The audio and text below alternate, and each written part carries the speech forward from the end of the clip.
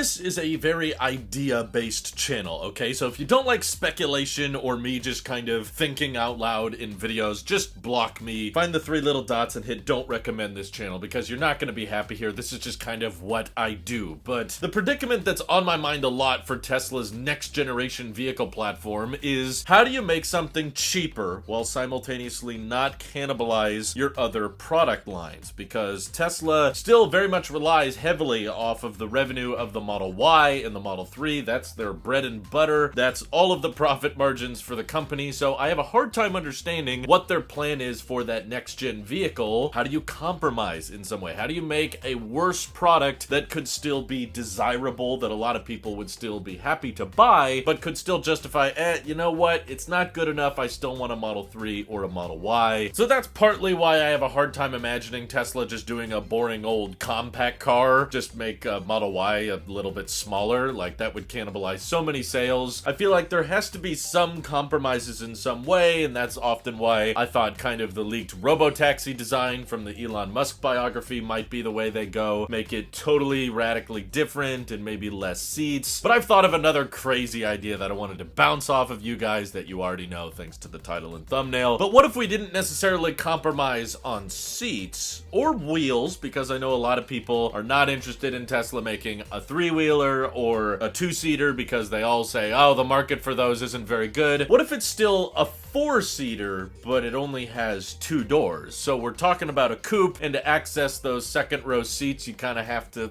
fold the front row seats down and everything. And as I was visualizing this design concept, which I've talked about in the past, like what if they made a Model 3 coupe that was just 2 doors instead of 4, and it was smaller and more efficient, I realized Tesla already has a 2-door. It's called the Roadster. Now, obviously, we've been waiting on the Roadster for over 6 years now. It's kind of insane how long that Tesla's been teasing us with this, and they haven't officially canceled it, even though I've suggested it in the past. The crazy idea that's entered my head is, what about the Roadster makes it so expensive? Does having just kind of a sleek aerodynamic profile inherently make a vehicle expensive? I don't necessarily think so. A lot of the time it's just made out of plastic or fiberglass or fairly basic cheap materials that once you have a casting piece designed for, it's pretty simple to cast out those exterior body pieces. So we all know the main reason the Tesla Roadster is going to be well over $200,000 if they end up making it is the plaid powertrain and the cold gas thrusters and the ginormous battery pack.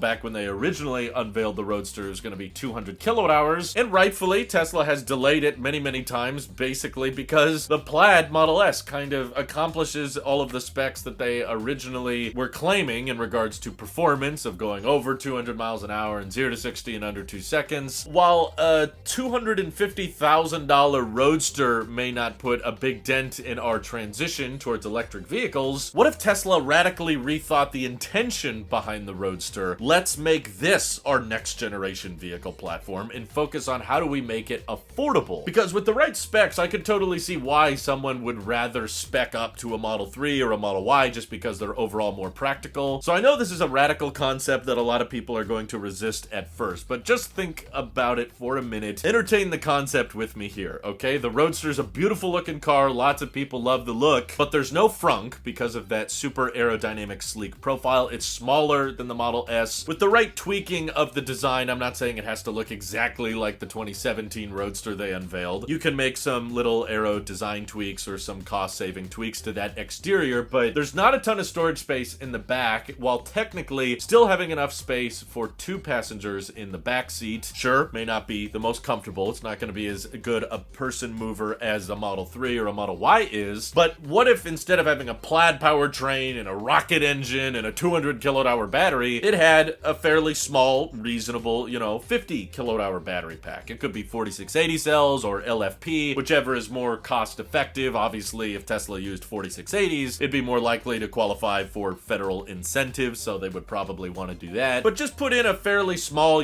fairly lightweight battery pack, and perhaps perhaps just keep it as a rear-wheel drive vehicle. And, you know, with the right weight and the right motor, you could still have a fairly sporty-looking Roadster that's very cost-effective. I'm not gonna say that it would launch at $25,000. I don't believe Tesla's claims there, but we're looking for a new market of vehicle that sits below the Model 3 that could still be somewhat desirable, but also not completely kill off the need to having a Model 3. Model 3 and Model Y could be the 5-seaters that have decent cargo space, whereas the Roadster could be the 4-seater with a little bit of cargo space, but it makes up for it by looking really, really cool and still being able to have a meaningful range at a low price. Okay, it can sit only 4 people, and the people in the second row aren't going to be all that comfortable because it's only a 2-door. It doesn't have a ton of frunk space or trunk space, but you get a very sporty looking car. It's a design that a lot of people would be happy to drive around in. Tesla probably has the data already showcasing that most vehicles on the road have less than 2 people in them. The national average is around 1.5, so the 2 front seats should be enough for the majority of driving. And because of the lower weight, smaller form factor, even a rear-wheel drive variant that uses their brand new manufacturing technique for a motor that no longer requires any rare earth materials. Picture like a $30,000 2-door Tesla that still has autopilot, that still has supercharging access. It's probably going to be built on the higher voltage architecture, so maybe it can supercharge really quickly. They use as little wiring as possible thanks to the upgraded 48-volt architecture we saw in the Cybertruck. It can use steer-by-wire to save on weight and just make it kind of the bare bones but super efficient Tesla. Thanks to that higher voltage architecture and the lower weight, the smaller form factor should enable a smaller frontal surface area. Kind of make a little bit of a hybrid between that original 2008 Roadster and the 2017 Roadster, but just make it cost effective. Sure, if Tesla wants to still go fancy with it, they can offer a plaid version with a massive battery pack for the people who really do care about performance, but I feel like Tesla could kind of kill 2 birds with 1 stone with the idea of scaling down the Roadster and understanding, okay, you know what, this is a 2-door vehicle. Even our 4-door 5-seater sedans and our crossovers can have crazy good performance and track mode with our plaid powertrains. If you're getting less of a car, maybe you don't have to spend as much, and Tesla can find a way to bring the prices lower for a Roadster. And you know, this topic comes up a lot whenever I'm bragging about Aptera, because I personally love the concept of a 2-seater, 2-door vehicle that has even less wheels than a traditional car to save on energy and be better at aerodynamics so that you can charge it via the sun. But a lot of the time when I pitch Aptera to people, they're like, yeah, but sometimes I need that 3rd or 4th seat. Sometimes I just need a little bit more than what the Aptera can do, and people feel boxed in with a 2-seater. Well, I feel like a Roadster might be a decent compromise so that people can still have their 4 wheels, because some people are concerned about 3-wheelers and safety. They can still have those 4 seats for those occasional situations where you need to sit more people. And there's a huge market for these. I mean, think of people who've been buying Camaros and Mustangs. They love the performance of them, they love the acceleration, and they've got a couple extra seats in the back. Probably not going to be a great family car, you know, if you're constantly moving around with more than 2 people, but that's what you save the Model 3 and Y for people who need that extra storage space and need those extra seats. But I would love the idea of a very aerodynamic, very efficient Tesla that prioritizes the front row. It has a second row, but it's compromised, kind of like the 3rd row is on a Model Y, and thanks to lower cost cell structure like the 4680s and that redesigned high voltage and low voltage system we got in the Cybertruck, couple that with the no rare earth minerals Tesla powertrain and the new unboxed manufacturing process that they talked about at Investor Day, I could visualize, you know, a Tesla Roadster that doesn't have, you know, a 600-mile range. Maybe it's more like 250 or 290. And sure, the 0 to 60 isn't 2 seconds, but with a lighter design and a fairly efficient powertrain, you could probably still get it under 5 seconds. And, you know, with smaller cars that sit lower to the ground, that gives you a feeling of a lot more acceleration than if you go really fast in a high seating position. So I still think it could be very sporty. You know, it's not breaking any performance records, but I could see a lot of people buying that and saying, you know what, this fits my needs enough. It looks really, really cool. And I'm just kind of against the whole concept of Tesla just making a boring old compact car. I don't want them to just take the Chevy Bolt and slap a Tesla logo on it. That wouldn't be very exciting or interesting. If you're gonna make a cheaper car and the concept is let's make it smaller so that it's more cost effective and doesn't completely kill off the need for the Model 3 and Y, then I say, yeah, make a Roadster. That's super aerodynamic and it could satisfy the needs of a lot of people by saying, yeah, you can have those extra seats when you need them. They're just not the priority. You don't have to carry around all of that bench seat that you do in a Model 3 3 and Y. You don't have to redesign the chassis for that whole second row that hardly gets used. So with the right engineering, I could visualize this upgraded cheap Tesla Roadster getting 5 miles per kilowatt hour with that new powertrain and the more aerodynamic profile, maybe approaching 6 miles per kilowatt hour, so it would be very efficient, and you could get close to 300 miles on a charge with a 50 kilowatt hour pack. Save yourself some money, save on the complexities of having additional doors, additional seats, and just keep it simple. People love the look of those Roadsters. Can you imagine how many people would want to buy one if it was in the like $30,000 range? I don't see why the technology isn't possible. Sure, you might have to tweak the exterior a little bit. I know the 2017 Roadster might have some fancy aero shapes that maybe is hard to do at scale, so I'm just saying kind of revive slash bring back that '08 Roadster form factor and aerodynamic profile, and I think there is a way to scale it cost effectively, and I do think the demand would be there for it. But am I wrong? Are those 4 doors really crucial on this next gen vehicle platform? Feel free to speculate along with me down in the comments below, and thank you to everybody supporting this channel directly. Seriously, helps us out a ton, as does just watching these videos. So thanks again. Have an excellent rest of your day.